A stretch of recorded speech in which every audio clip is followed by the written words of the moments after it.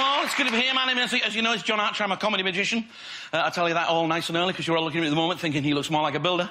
I must admit I am laying a few bricks at the moment. People often ask me, can magicians use their skills to their own advantage? And of course the answer is yes. I'm going to try and demonstrate that with a simple little trick. It's a simple little trick, ladies and gentlemen, using 5 envelopes. Now I'm going to tell you a little bit about the envelopes before we start. 4 of the envelopes are worthless. They contain nothing apart from a John Archer commemorative $0 bill printed on my own computer when it was low on ink. They are not very nice. However, one of the envelopes contains £100. Exactly. Now, a lot of people are doing more impressive tricks than this. This is a 1 in 5. People are doing amazing tricks here tonight. This is just a 1 in 5. But I'm the only act who is wagering his life savings. We're going to start with this gentleman here. I'm going to tell you a little bit about the envelopes, sir. What's your name? Tarek. Tarek? Yeah. Wonderful, Tarek. I'm going to tell you about the envelopes. Now, they've all got something written on them. That helps me play the little game. It sort of helps me mess with your head. You see, the first envelope has got something written on it. Now, this is the only envelope that's got something written on it, even though all of the other envelopes do have something written on them. But it's not something, it's something else, even though it's not something else. OK, don't try and work it out. The question you've got to ask yourself, Tarek, is would I put the money in the envelope that says it's got something in it, when we know for a fact that all the envelopes have something in them, even the ones that don't have the something you want? You're thinking too much. If you don't go for envelope number 1, Tarek, you might go for envelope number 2. Envelope number 2 says nothing, even though it says something, but as I promised, it's not something else. The question you've got to ask yourself is, would I put the money in the envelope that says it's got nothing in it? That seems a little bit too obvious, but maybe it's a double bluff. No.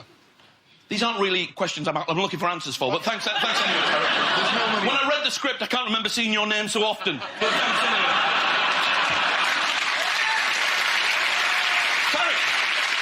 If you don't go for envelope number 2, which has nothing on it, you might go for envelope number 3, which says yours. Now, everybody likes what is rightfully theirs, but this isn't theirs, it's yours. The question is, would I put the money in the envelope that says it's yours? But, of course, you read it, you think it's mine, but it's not mine, it's yours, it says on the front.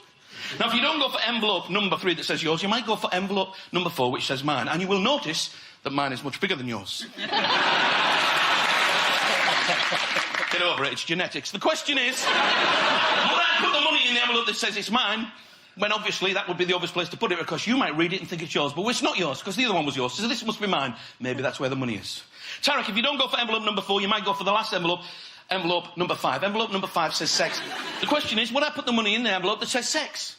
Who knows? Maybe I'm gambling that you're not the type of man who would ask for sex in an open public forum. Tarek, do me a favour, stand up. Wonderful, Tarek, here's what's going to happen. I'm going to count to 3, I'm going to ask you just to name one of the envelopes. Whichever envelope you name, that is the envelope you get. 1, 2, 3. Sex. You want sex? Such a shame, so many girls yet to choose an envelope. Tarek, take sex. Wonderful. Tarek, open up the envelope. Inside you will find a John Archer commemorative $0 bill, is that correct? Hold it up, let me have a look. Give him a big round of applause, ladies and gentlemen. Thank you, Tarek, you can have a seat. Hi, this gentleman here, what's your name, sir? Hanny. Hanny? Yes. Wonderful, Hanny. Same thing for you. I don't have to explain the envelopes. We've got something, we've got nothing, we've got yours and mine. I'll count to 3. You choose one of the envelopes. 1, 2, 3. Nothing. You want nothing? You sure? Sure. In which case, you will get nothing. Take nothing. Thank you. Open it up.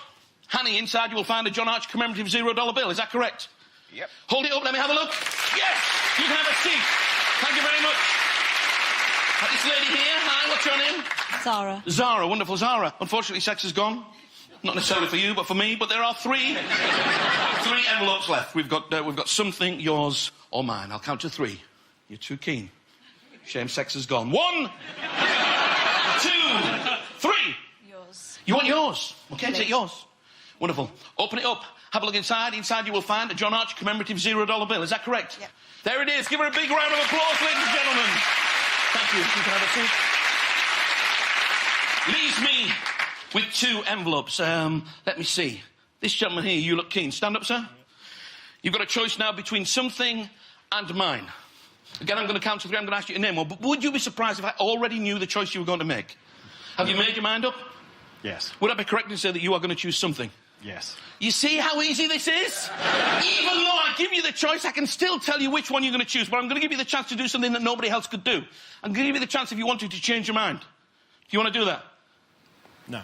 You don't? It's a shame, it would have helped. Take the envelope. Open it up.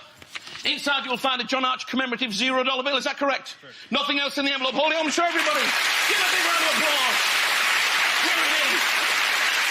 Which leaves me, ladies and gentlemen, with mine. You see, you could all have had what's mine, but oh no, you wanted something. Or sex. But if you just been brave enough to ask for what was mine, you would have got it, ladies and gentlemen. The one envelope containing £100. Thank you very much. Right. Work that out. No. They don't believe me, but inside the envelope, ladies and gentlemen, there is indeed 20, 40, 60, 80, £100.